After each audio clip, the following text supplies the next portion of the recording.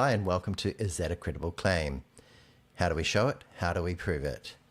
Today in Parliament, Mark Mitchell claimed that wastewater testing had shown a fall in the wastewater test results for methamphetamine after two police operations, one which occurred in September 2024 and the other in October 2024. Consider the following footage. Does he stand by his statement that, quote, we're getting drug dealers off the streets, when drugs and wastewater testing results for 2024, the past year, shows methamphetamine use has doubled?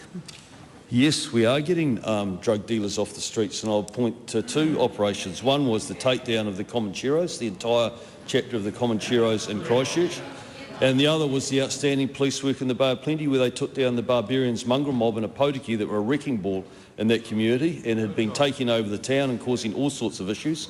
As a result of that, we've seen a reduction in the methamphetamine and the wastewater testing.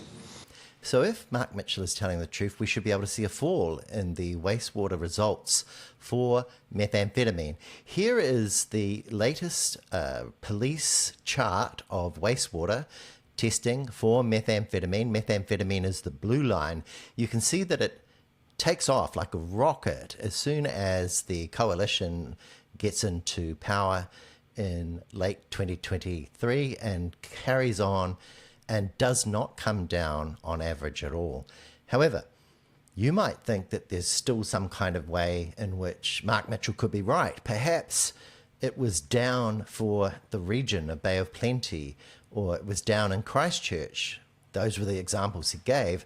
So let's just see if Mark Mitchell was misleading Parliament and misleading everybody today in Parliament, or whether he was telling the truth and it was really just a matter of bad reporting.